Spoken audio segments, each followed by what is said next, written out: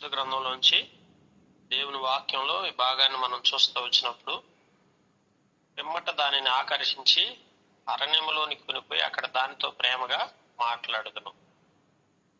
దేవుడు మనుషులను ఆకర్షించే దేవుడు, ఆకట్టుకొని ఆకర్షించి ఆత్మీయతలోకి నడిపించే దేవుడు. మనం లోకానికి ఆకర్షితులం అవుతుంటే దేవుడు తన తట్టు మనల్ని ఆకర్షితులుగా చేసి మనల్ని నడిపించే దేవుడు. సహజంగా ప్రతి మనిషిలో కూడా లోకంలో లోకాకర్షణ ఉంటుంది. ఆకర్షణ లేని మానవుడు ఎవరు ఉండరు. భూమి మీద అందరిలో కూడా లోకం మీద ఆకర్షణ ఉంది. ఆ ఆకర్షణ చాలా మంది జీవితాలను పాడు చేసింది.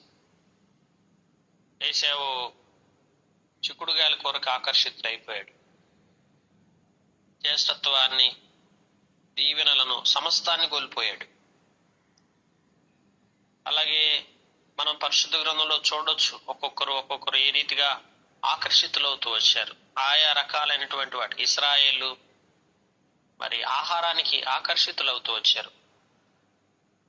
వారు కడుపార తిన్నారంట. అంత తిండి వాళ్ళకి, ఎంత తిన్నా కానీ వారికి క్షేమం లేదు. వారు చాలా అసంతృప్తితో బ్రతుకుతూ వచ్చారు. ఎందుకంటే వారి ఆకర్షణది.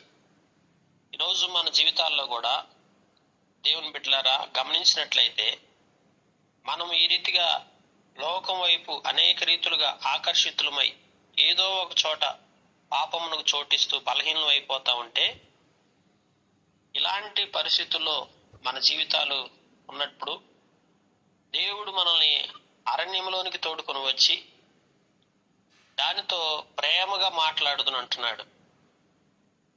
ఇశ్రాయేలు స్థితి వాస్తవికంగా మనం నిన్నటి దినం చూసాం. వారు ఎట్లున్నారు? వారు విచారం చేస్తున్నారు. మరి ఒక రకంగా కాదు, పోకిరి అనుభవంలో ఉన్నారు. వారి జీవితం చాలా రకాలైనటువంటి అనుభవాలు గుండా వారు పాడైపోయి పాపపు స్థితిలో బ్రతుకుతుంటే, అలాంటి స్థితిలో ఉన్నటువంటి వారిని దేవుడు ఆకర్షించి నేను వారితో ప్రేమగా మాట్లాడతాను అంటున్నాడు. అంత గొప్ప దేవుడండి. వాస్తవికంగా మనం లోకానికి ఆకర్షితులమై మన ఇష్టానుసారంగా పాపపు స్థితిలో బ్రతుకుతున్న మనల్ని ఆకర్షించి ప్రేమగా మాట్లాడేవారు ఎవరుంటారు? దేవాతి దేవుడు. ఎంత ప్రేమగల దేవుడు! నీ జీవితంలో ఎన్నోసార్లు నువ్వు లోకానికి ఆకర్షితుడివై అనేక రీతులుగా నీ జీవితాన్ని పతనావస్థకు దిగజార్చుకొని నువ్వు ఎన్నో రీతులుగా పాడైపోతున్న స్థితిలో దేవుడు నిన్ను ఆకర్షించి చెడిపోయిన పతనావస్థలో దిగజారిపోయిన స్థితిలో ఉన్న నిన్ను ఇంకా ఆకర్షించి ఆయన ప్రేమను నీతో కనబరిచి ప్రేమగా మాట్లాడటం అంటే ఎంత గొప్ప విషయం ఇది. ఈరోజు ఎవరైనా తప్పు చేస్తుంటే, పాపం చేసే వాళ్ళని చూస్తే వారిని మనం అసహించుకుంటా, వారితో సరిగా మాట్లాడం. అట్లాంటిది దేవాతి దేవుడు ఎవరైతే పాడైపోయి సరైనటువంటి ఆత్మీయత లేకుండా అల్లరితనంతో కూడుకొని వారు పోగిరి చేష్టలు చేస్తా వ్యభిచారపు ఆలోచనలు కలిగి ఉండి వారు చెడుతనంతో బ్రతుకుతూ ఆయా రీతులుగా దేవుణ్ణి విడిచిపెట్టేసి లోకానుసారమైన స్థితిలో ఇశ్రాయేలు నడుస్తున్న సమయంలో దేవుడు వారిని అంటున్నాడు, నేను మిమ్మల్ని ఆకర్షించి మీతో ప్రేమగా మాట్లాడతాను. అక్కడి నుండి దాన్ని తోడుకొని వస్తాను. ద్రాక్ష చెట్లను ఇస్తాడంటండి. ఆకోరు శ్రమగల లోయను నిరీక్షణ ద్వారంగా మారుస్తాడంట.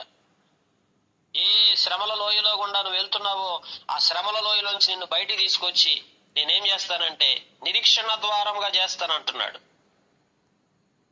నిరీక్షణ ద్వారముగా చేసి బాల్యమున ఐగుప్తు దేశములో నుండి అది వచ్చినప్పుడు నా మాట వినున్నట్లు దేవుడు తన మాట వినేటట్లు చేస్తాడు. ఇచ్చట నుండి నా మాట వినును, నీవు బయలు అని నిన్ను పిలువక నా పురుషుడువు అని పిలుతువు.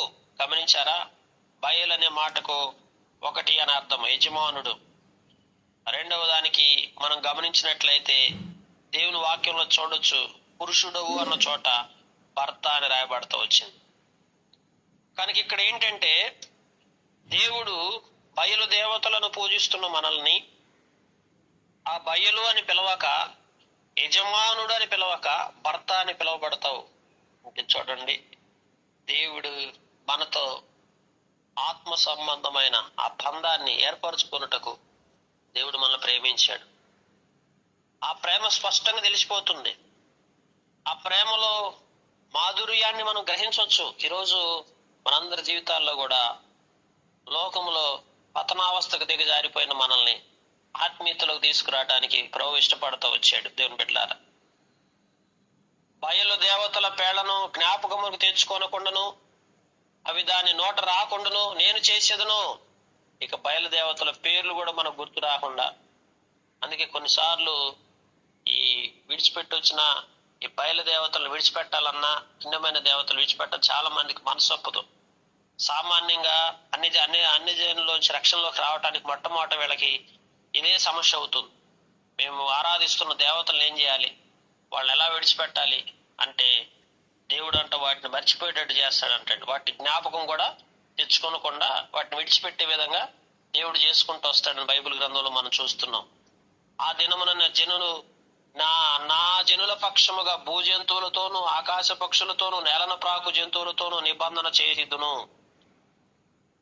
భూజంతువులు ఏవైతే ఉంటున్నాయో, ఆకాశ పక్షులు ఏవైతే ఉంటున్నాయో, వాటన్నిటితో కూడా ప్రాకు జంతువులతో సహా దేవుడు అంటున్నాడు, నా జనుల పక్షము నేనేం చేస్తాను, నిబంధన చేస్తాను అంటున్నాడు. ఎందుకంటే దేవుడు నిబంధన జనాంగంగా మనల్ని ఏర్పరచుకున్నాడు. ఈరోజు మనం ఆయన బిడలుగా మార్చబడ్డామంటే మనలో ఏ గొప్పతనం లేదు, ఏ మంచితనం లేదు. ఒక విధంగా చెప్పాలంటే, ఇశ్రాయేలు కలిగి ఉన్నటువంటి ఆ అల్లరితనము, ఇశ్రాయేలు కలిగి ఉన్నటువంటి ఆ పోకిరి చేష్టలు, ఇశ్రాయేలు కలిగి ఉన్నటువంటి ఆ వ్యభిచార మనసు, ఇశ్రాయేలు కలిగి ఉన్న ఆ భ్రష్టత్వం అంతా ఈరోజు ప్రతి మానవుల్లో ఉంది. అలాంటిది లేని మానవుడు ఎవరూ లేడు. అందుకే యేసుక్రీస్తు అందరికీ ప్రభు, ఏ భేదం లేదు, అందరూ పాపం చేసి దేవుడు అనుగ్రహించి మహిమను పొందలేకపోతున్నారు అంటున్నారు.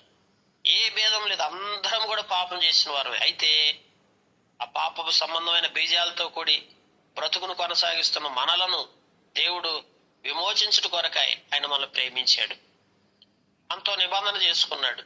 మనతో నిబంధన చేసుకోవాల్సిన అవసరం దేవునికి ఏముంది? పనికి మాలిన వారం, నిష్ప్రయోజకులం, ఆత్మీయత లేదు, పాపపు సంబంధమైన బీజాలతో లోకాశలతో బ్రతుకుతున్న మనతో వచ్చి ఆయన నిబంధన చేసుకుని మనల్ని ఆకర్షించుకొని, మనల్ని దాని మీద మనసు లేకుండా చేసి, మనల్ని ఆయన తట్టు తిప్పుకొని, ఆ అరణ్యంలో నుంచి మనల్ని ప్రేమతో మాట్లాడి, ఆ పాపపు అరణ్యంలో, ఐగుప్తు అరణ్యంలో నువ్వు కూడా బ్రతుకుతున్నప్పుడు, ఆ అరణ్యపు జీవితాన్ని కలిగి నువ్వు ఉన్నప్పుడు, నిన్ను తీసుకొచ్చి ఆయన కుమారుడిగా స్వీకరించడానికి నీకేం అర్హత ఉంది? అర్హతే లేదు. అర్హతే లేని నిన్ను ఇంతగా ఆయన నిన్ను ప్రేమిస్తూ వచ్చాడు. ఇది ఆయన యొక్క గొప్పతనం, ఆయన ఔన్నత్య అని చూపిస్తుంది. ప్రియులారా, ఉన్నతుడు, ఉన్నతమైన ఆలోచన కలిగిన దేవుడు. ఈరోజు మన జీవితంలో దేవుని మహిమ కొరకై మనం జీవించినప్పుడు, దేవుడు మనల్ని తన మహిమ కొరకు జీవించడానికి ఏర్పరచుకున్నాడు, ఆయన బిడ్డలుగా చేసుకున్నాడు. అందుకే నిబంధన, నీవు నిత్యము నాకుండునట్లుగా నేను నీతిని బట్టి తీర్పు తీర్చుట వలనను దయాదాక్షిణ్యములు చూపుట వలన నిన్ను ప్రదానం చేసుకుందును. ఏమంటున్నాడు? దయాదాక్షిణ్యములు చూపుట వలన నిన్ను నేను ప్రదానం చేసుకుంటున్నాను.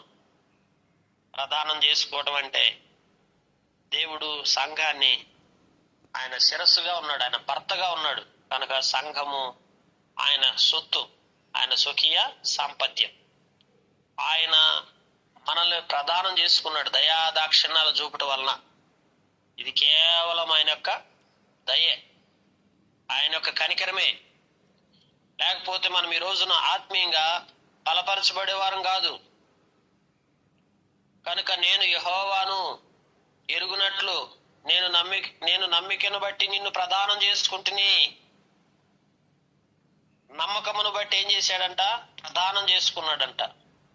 దేవుడు మనల్ని నమ్మాడు, దేవుడు మన పైన దయాదాక్షిణ్యం చూపించాడు, దేవుడు మనల్ని ఆకర్షించాడు, దేవుడు మనల్ని ఆయన కొరకు బ్రతకాలని, ఆయన కొరకు జీవించేవారుగా చేయాలని ఇష్టపడతా వచ్చాడు. ప్రియమైనటువంటి వాళ్ళు,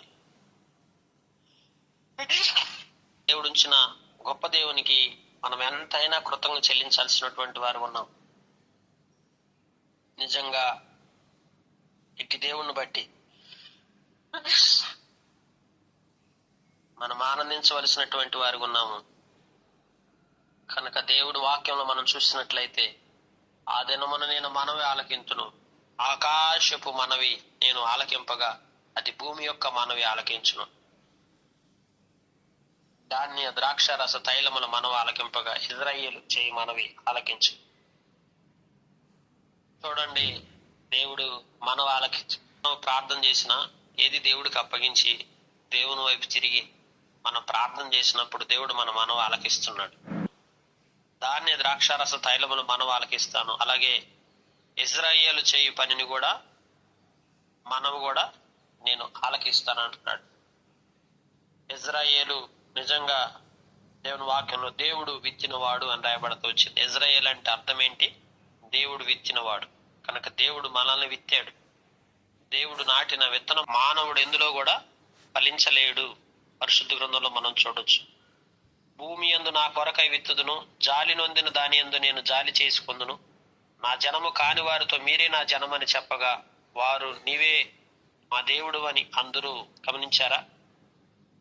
విత్తింది ఆయనే, జాలి నొందినది దాని యందు జాలి చేసినటువంటి జాలి చూపినటువంటి ఆయననే, దయాదాక్షిణ్యాలు చూపించింది ఆయనే. మనం అసలు ఆయన జనము కానిటువంటి వారితో మీరు నా జనమని మన నోట ఆయన మా దేవుడని మన నోట పలికించింది కూడా ఆఖరికి ఆయనే.